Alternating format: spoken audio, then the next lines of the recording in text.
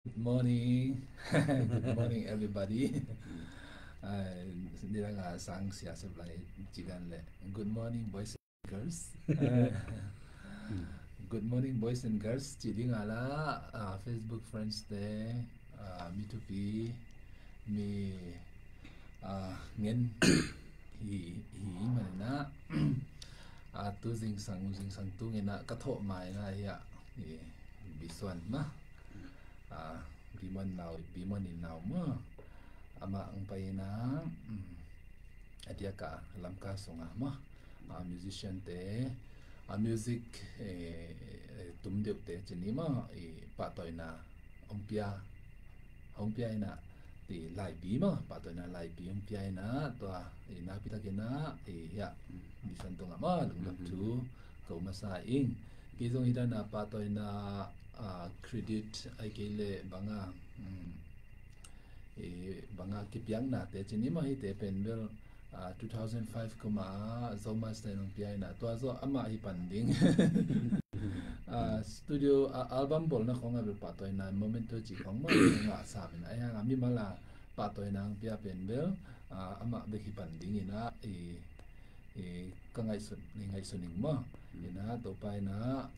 tupang piak sakta hen aman jong gen na pamle gen hen la to zo chingina ama to let us praise and adore ji aman ong sading na ken tum sakding ma kipa wae to jingina lamet lo takina pathian hoina te an peng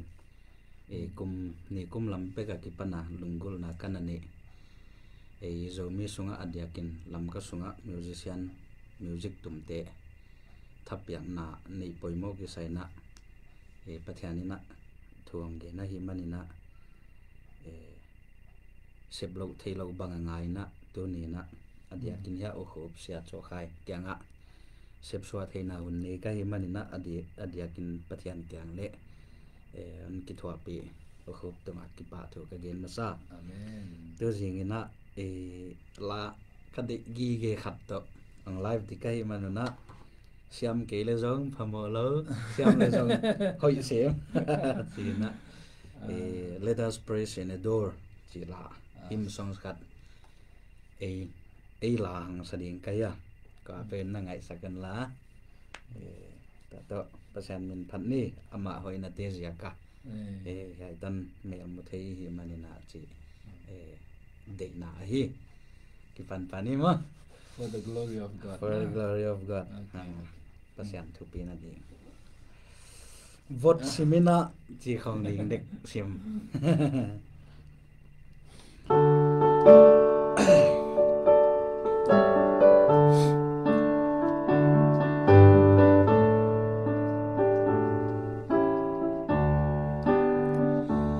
pathian chin na lam dan pen la insani ahon kho tua le ven gi ge na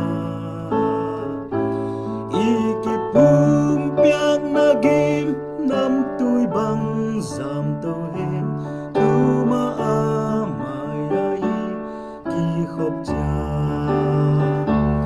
ama patin biani asil bol te vangin ahoy na le khotwa na genin ikipum piang na kim nam tui bang sam to hen tu ma amaya i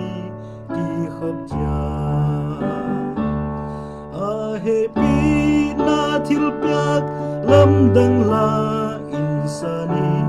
in la in tua tenga unusa atapa jesu to iki kho na nuama tua inna mang tutpa hon nai sa ama pa din biani asil bol te vangin ahoy na le khotwa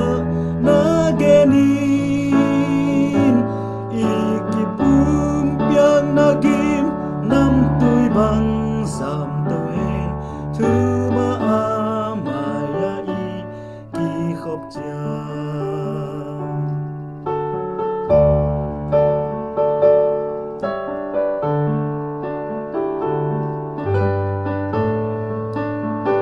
vuol zo nain hon zui zel ding vuol zo nain hon zui zel ding thu ni ilam pi ahon va sang na di ei ama ai hong bu chin thei na ding avan gam thu pi lo na di ama patin biani asil bol te vagin ahoy na le khotwa na genin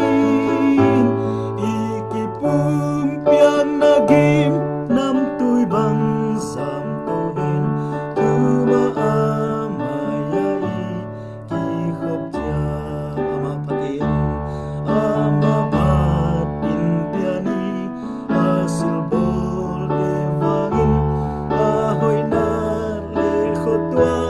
na genin